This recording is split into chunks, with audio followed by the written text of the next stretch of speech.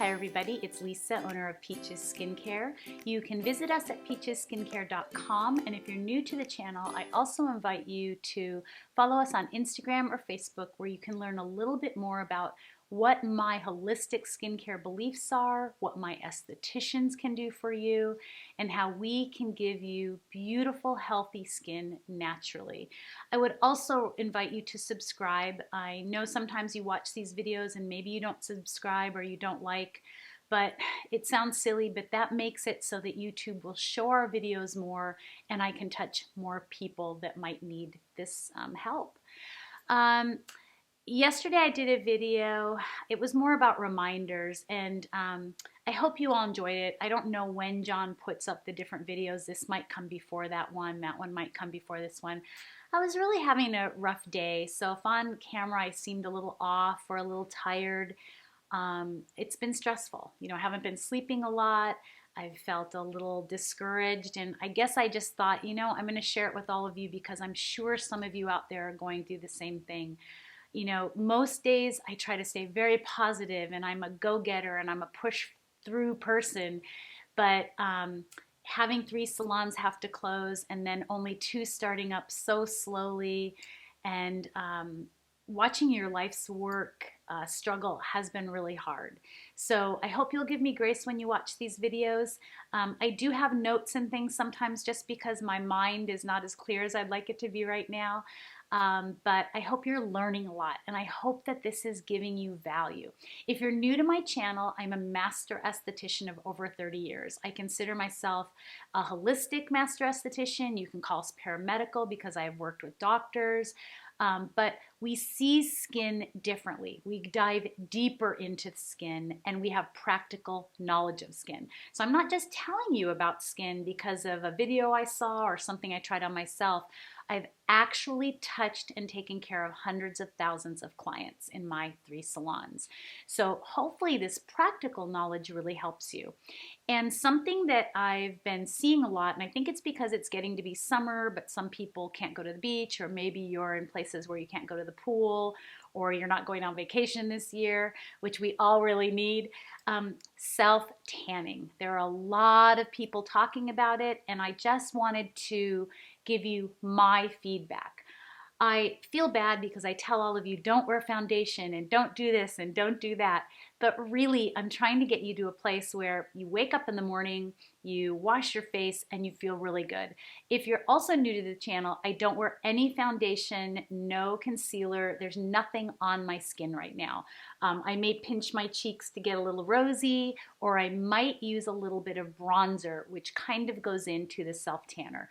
Now, a bronzer is just a powder, and you can put it on like blush. It should never be creamy. And I'd love to tell you products that I use. I personally only use one, and it's a Laura Mercier product. I also used a Chanel for a while. They didn't break me out, and they just gave me that little bit of glowing color. But that's about as far as I'll go on my skin. I want to keep my skin healthy, and I want to keep it strong and anti-aging. But here's what self-tanners do. So self-tanners have DHA in it. And essentially what DHA is, it's a dihydroxyacetone, or some people call it a dihydroxyacetone. And what that does is it goes into your skin when you place it on. It can be a chemical, which is in most cases what it is.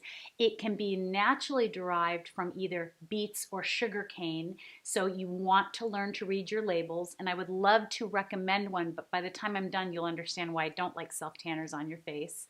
And what that DHA does is it goes into the skin and it affects the top dead skin layers or dead cells and the amino acids that are on our skin, and it changes the color. So it chemically changes the color.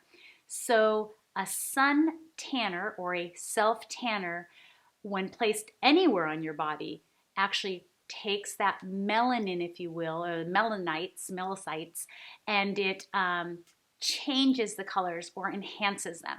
So let's say that you choose to put it on your face. Now, you can put it on your body if you want to, but I won't even do that. And I know you're looking at me thinking, well, you're dark and you don't have to worry about it. But I have my issues too, and you've got to learn to love your skin. When you put self-tanners on, and they are self-tanners that actually give you color, they aren't a cream that goes on like a foundation, but they actually darken you, that process darkens everything. So if you have an age spot on your face, if you have a melasmic issue going on your face, if you have an age spot that you haven't even seen yet, it will and can darken it. So I don't like self-tanners on the face. What other reasons do I give for that? Not only does it go in and actually bring up the color or chemically alter it to make you look like you have a tan, but it can also, when you go out into the sun, have a chemical reaction with the sun. And there's an actual study that shows that over 180 times when they had people go out into the sun as opposed to people without a self-tanner on or DHA, they had more 180 additional radicals. So it wasn't 180 people, but on the people that went out into the sun with a self-tanner on versus the people without a self-tanner, there was a chemical reaction to the DHA, and it caused 180 more radicals or radical effects on their skin. So you want to be really mindful of that, because what does that mean to you? That means that you're accelerating aging, you're creating more wrinkles, and above all, you're sagging. So if you have a saggy neck or saggy jowls or saggy anything on your face, and you've been self-tanning, you are actually causing the issue. You are actually making it worse. Okay? The other thing that it does is it can actually inhibit your vitamin D. So vitamin D is very important. They're talking a lot about it with, the virus. I guess they talked about a little bit. Having extra vitamin D may help. But vitamin D in its essence, or in layman's terms, if you're living in areas where you don't get a lot of sun, you can have vitamin D deficiency. And that can really be an issue with people. It can make you feel tired, you cannot feel very well. Vitamin D really affects you. When you're in a sunny area, you can get lots of vitamin D, but when you put self-tanners on, it can actually inhibit the cells, how would you say it? It can actually inhibit the vitamin D that your cells are trying to hold on to. So the DHA can affect that. So that's another reason why using self-tanners can be really bad for your skin. Also, when you smell a self-tanner, I know many times people have come in and said, oh my gosh, I smell this self-tanner. And this can be for spray tans. And hey, we did spray tans for a while in our salons. This can absolutely be with spray tans as well. It's the chemical reaction that you're smelling. And that is what is causing the issue. Now, if you're using a spray tan or a self-tanner that's just going on and just sitting on top like foundation, that's not great for your skin either. That's going to inhibit your skin from breathing, from doing its natural process of purging everything out of your skin. And I consider that to be just like wearing makeup.